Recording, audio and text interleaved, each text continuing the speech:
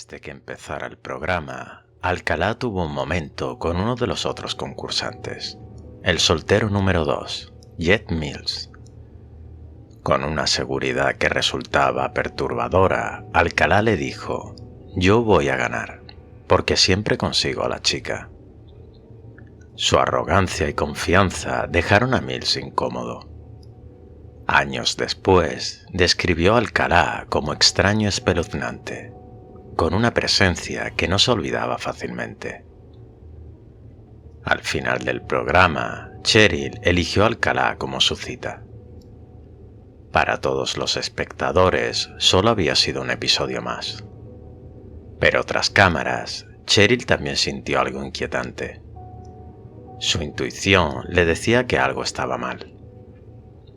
Alcalá era demasiado seguro, demasiado insistente, y su mirada fría hacía que se sintiera incómoda. Esa cita nunca se concretó. Pero mientras millones de personas lo veían en televisión como un hombre atractivo y confiable, Rodney Alcalá continuaba con su vida oculta. Y también con su historial de asesinatos. La aparición de Rodney Alcalá en The Dating Game no fue un hecho aislado ni casual. En realidad, formaba parte de un patrón cuidadosamente construido que llevaba años utilizando para acercarse a mujeres sin levantar sospechas. Alcalá solía presentarse como fotógrafo profesional, un perfil que le resultaba ideal, artístico, interesante y aparentemente inofensivo. En el propio programa de televisión fue presentado de ese modo, reforzando una imagen que él mismo había cultivado durante años. Decía trabajar en proyectos creativos y sesiones fotográficas, algo que despertaba curiosidad y admiración en su entorno. En Los Ángeles, varios conocidos del ambiente artístico, incluidas personas que trabajaban o colaboraban con medios como Los Angeles Times, recordaron después que Alcalá siempre llevaba consigo álbumes llenos de fotografías. En ellos aparecían mujeres jóvenes posando desnudas. Imágenes que él mostraba con orgullo y sin ningún reparo. Rodney alardeaba constantemente de esas fotos, afirmando que muchas de las mujeres retratadas habían sido sus novias. Hablaba de ellas como conquistas, reforzando la imagen de un hombre exitoso, carismático y deseado. Para quienes lo rodeaban, aquello parecía simplemente el ego exagerado de un artista excéntrico. Lo verdaderamente inquietante se supo mucho después. Muchas de las mujeres que aparecían en esas fotografías eran en realidad sus víctimas. En aquel momento, ninguno de sus compañeros sospechó nada. Nadie cuestionó el origen de las imágenes, ni el consentimiento, ni la identidad de las mujeres retratadas. El personaje que Alcalá había construido funcionaba a la perfección. Fotógrafo, intelectual, educado y aparentemente inofensivo. Esa fachada le permitió moverse durante años a plena luz del día, mostrando sin saberlo fragmentos de sus crímenes, mientras quienes lo rodeaban miraban sin ver, incapaces de imaginar que el horror estaba escondido en algo tan cotidiano como un álbum de fotos. En febrero de 1979, Monique Alexander, de apenas 15 años, se encontraba haciendo autostop en Sierra Madre, en San Gabriel, California. Como tantos jóvenes de la época, buscaban llegar a casa o a algún destino cercano. Monique no imaginaba que aquel encuentro cambiaría su vida por unas horas. Fue entonces cuando se cruzó con Rodney Alcalá, un hombre que aparentaba ser amable y confiable, y quien la convenció de acompañarlo a un lugar apartado con la promesa de tomarle fotografías a cambio de dinero. Una vez en ese lugar aislado, Alcalá la golpeó con una rama contundente en la cabeza, dejándola incapacitada por un tiempo. Cuando Monique recobró un poco la conciencia, vio cómo Alcalá la estaba violando e intentando estrangularla. Sin perder la presencia de ánimo, decidió no resistirse directamente. En su lugar, adoptó una estrategia de calma y sumisión, buscando no provocar más violencia y esperando una oportunidad para escapar. Su astucia y paciencia funcionaron. Alcalá, en un momento de aparente arrepentimiento, le pidió perdón y la convenció de acompañarlo a una gasolinera cercana. Allí, Munique aprovechó un momento de distracción de Alcalá para salir corriendo y contactar a la policía. Gracias a su rapidez y valentía, Alcalá fue arrestado nuevamente. Sin embargo, pese a ser acusado formalmente de secuestro y agresión, el caso no resultó en una condena severa. Solo se le impuso una multa de $10.000, la cual fue pagada por su madre y quedó en libertad poco tiempo después. Este caso dejó claro un patrón en el comportamiento de Alcalá. Su capacidad de manipular y aprovechar cualquier descuido y la vulnerabilidad de sus víctimas frente a su aparente normalidad. También mostró la valentía de jóvenes como Munique, cuya inteligencia y calma frente al peligro fueron decisivas para sobrevivir. En junio de 1979, la tranquilidad de Huntington Beach, California, se vio sacudida por la desaparición de Robin Sampson, una niña de apenas 12 años. Había sido vista por última vez mientras se dirigía a su academia de danza, después de pasar parte de la tarde en la playa con una amiga. La amiga de Robin ofreció una pista crucial. Un joven de cabello largo y negro se les había acercado aquel día preguntando si podía tomarles unas fotos. Aunque ambas se negaron, la descripción se convirtió en el primer hilo que guiaría a la policía. Con esa información, los agentes elaboraron un retrato robot del sospechoso y lo difundieron por televisión, esperando que alguien pudiera identificarlo. Pronto, los agentes que supervisaban la libertad condicional de Rodney Alcalá, así como detectives familiarizados con su historial, reconocieron al hombre del retrato. Su rostro se volvió central en la investigación mientras se intensificaba la búsqueda de Robin. Poco después, el cuerpo de la niña fue descubierto por una guardabosques en una zona cercana a la playa. La identificación oficial se realizó mediante registros dentales, confirmando así la tragedia. Mientras la investigación avanzaba, Alcalá intentaba preparar su huida, consciente de que la red policial se estaba cerrando a su alrededor. Sin embargo, el 24 de julio, la policía lo localizó en la casa de su madre y lo detuvo. Fue acusado formalmente del asesinato de Robin Sampson, un caso que consolidó su perfil como depredador meticuloso y peligroso y que demostraba cómo su patrón de comportamiento había escalado a crímenes aún más graves. Este episodio marcó un punto de inflexión. La combinación de testigos, retrato robot y coordinación policial fue clave para capturar a Alcalá, y sirvió como advertencia de la amenaza que representaba, incluso cuando parecía normal en apariencia. Tras la detención de Rodney Alcalá, la policía comenzó a registrar minuciosamente su vivienda, buscando cualquier pista que pudiera vincularlo con sus crímenes.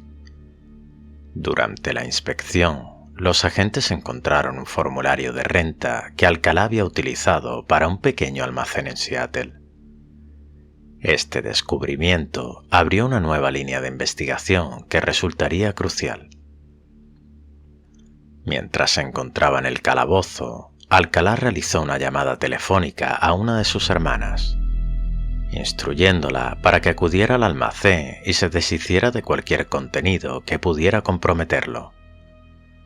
Sin embargo, la policía había grabado la llamada, documentando sus instrucciones y quedando registrada como evidencia directa de su intento de eliminar pruebas. Cuando los agentes registraron finalmente el almacén, descubrieron alrededor de 1000 fotografías de jóvenes junto con un bolso que contenía joyas y pendientes pertenecientes a algunas de sus víctimas. Entre estos objetos se encontraron específicamente los pendientes que llevaba Robin Samson el día de su desaparición. Un hallazgo que conectaba de manera directa a Alcalá con su asesinato.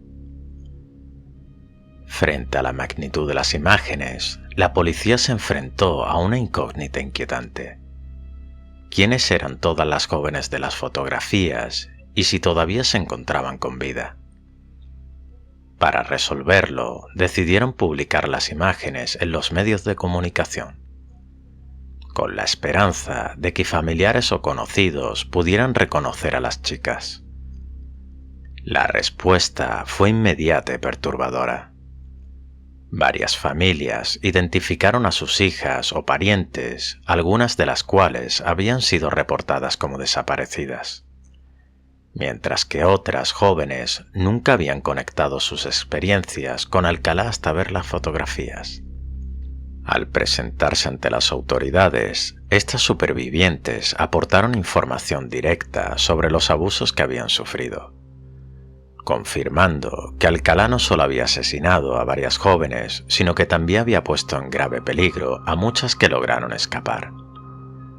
Sus testimonios permitieron reconstruir el patrón meticuloso de Alcalá, mostrando cómo seleccionaba, manipulaba y fotografiaba a sus víctimas, manteniéndolas bajo control mientras mostraba una fachada de normalidad y atractivo social. La divulgación de las fotografías y los testimonios de las supervivientes tuvo un impacto profundo en la investigación. Por primera vez se podía comprender la magnitud real de sus crímenes, y se evidenció cómo Alcalá había logrado moverse durante años entre la sociedad sin levantar sospechas. Además, este proceso permitió proteger a las jóvenes que habían sobrevivido, dándoles reconocimiento y seguridad, y proporcionó evidencia tangible que sería decisiva en los juicios posteriores. De esta manera, el registro del almacén no solo consolidó la investigación, sino que también permitió a la policía contar con elementos irrefutables que conectarían a Alcalá con múltiples víctimas de manera directa, fortaleciendo el caso y revelando la verdadera extensión de su historial criminal. Rodney James Alcalá nació el 23 de agosto de 1943 en San Antonio, Texas. Aunque creció en Nueva York, su infancia fue complicada. Creció en un hogar inestable y se cree que sufrió cierto nivel de abuso emocional y físico. Desde joven mostró signos de comportamiento antisocial y dificultades para establecer relaciones normales con sus compañeros. Algunos relatos sugieren que tenía problemas para empatizar y que mostraba intereses inusuales y obsesivos, especialmente en la fotografía y el control sobre los demás. Durante la adolescencia, Alcalá asistió a la escuela secundaria en Nueva York, donde era considerado inteligente, pero solitario y extraño para sus compañeros. Se graduó de la secundaria y continuó su educación inscribiéndose en la universidad, donde estudió psicología y criminología. Más tarde, completó sus estudios en Bellas Artes, especializándose en fotografía y artes visuales, lo que consolidó su habilidad técnica que luego usaría para atraer y manipular a sus víctimas. En la universidad, Alcalá era descrito por sus compañeros y chicas como inteligente, guapo y educado. Tenía éxito con las mujeres, mostrando un carisma que le permitía relacionarse con facilidad y ganar confianza, ocultando su lado oscuro detrás de una fachada de normalidad y atractivo social. Esta combinación de inteligencia, apariencia y habilidades sociales lo hacían destacar y le permitía acercarse a sus futuras víctimas sin levantar sospechas. En su juventud, Alcalá se alistó al ejército de los Estados Unidos, donde recibió entrenamiento militar básico y fue asignado a tareas de seguridad. Aunque su tiempo en el ejército no tuvo un impacto directo en su comportamiento criminal, sí reforzó ciertas habilidades de planificación, disciplina y control que más tarde serían observadas en sus crímenes. En cuanto a su salud mental, Alcalá fue evaluado en varias ocasiones.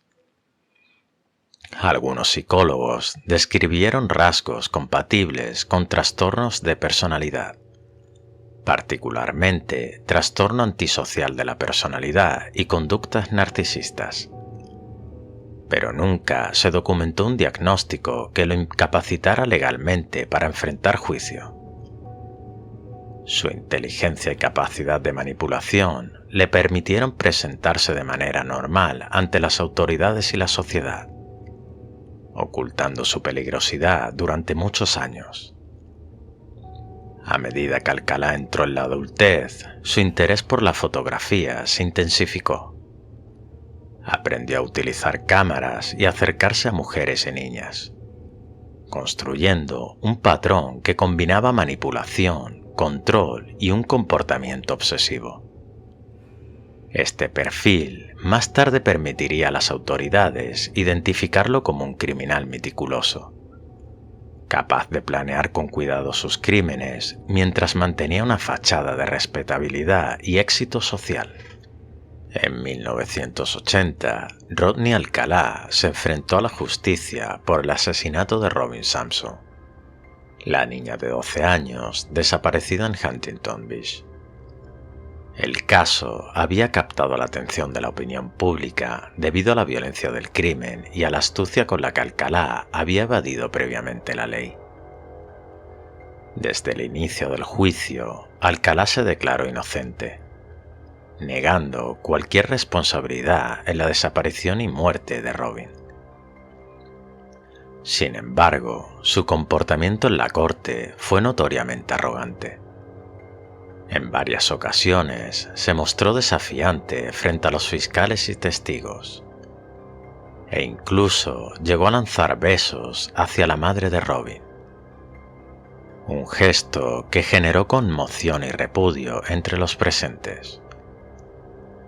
A pesar de su actitud, los fiscales presentaron evidencia contundente que lo vinculaban directamente con la víctima.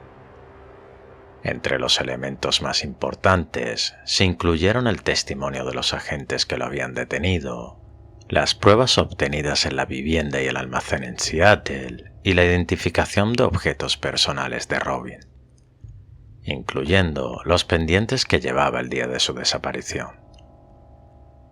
Estas pruebas demostraron de manera clara la conexión directa entre Alcalá y la niña.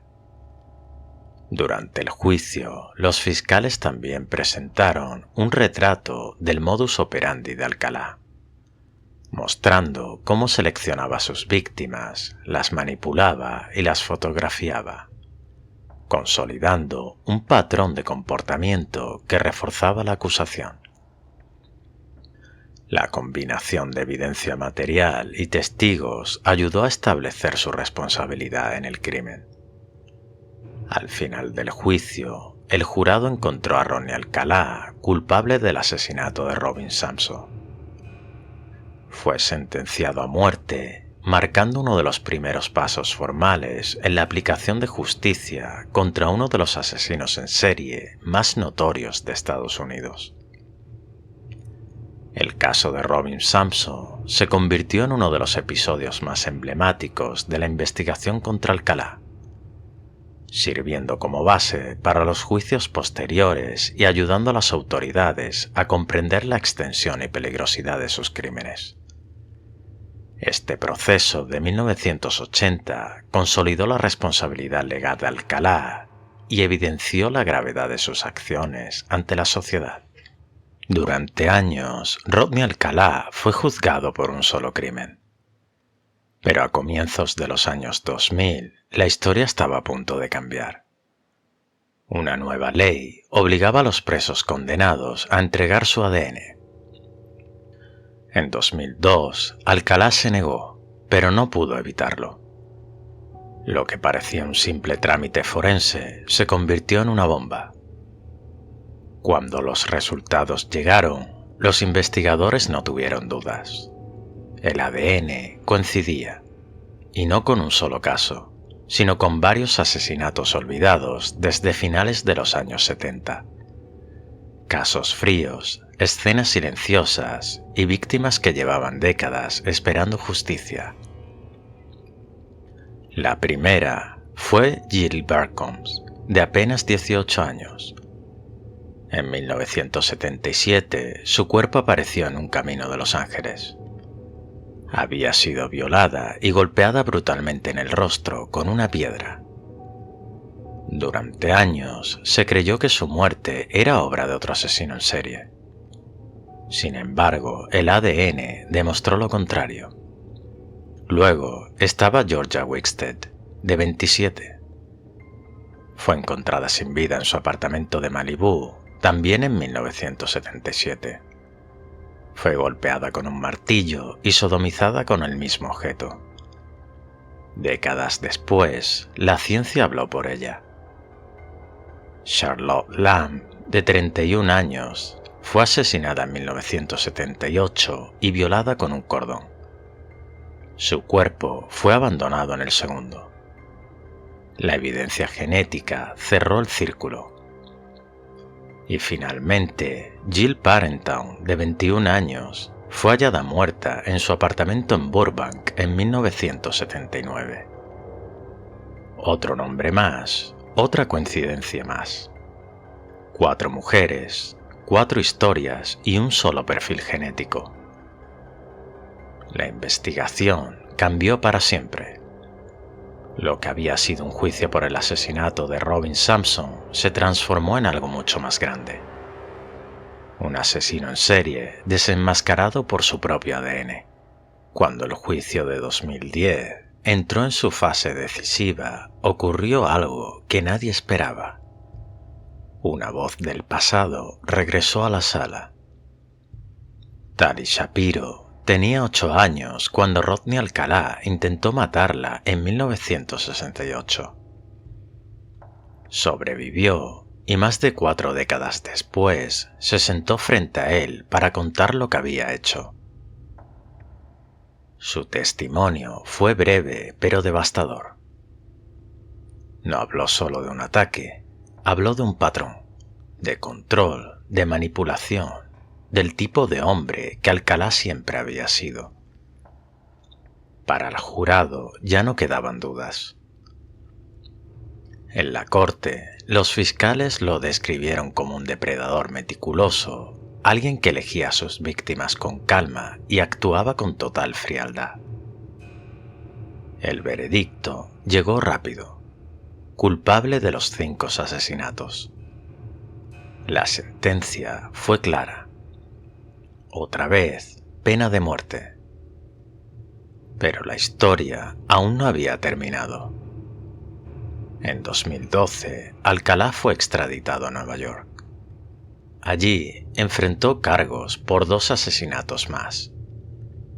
Cornelia Crilley, de 1971, y Helen Jane Hoover, en 1977.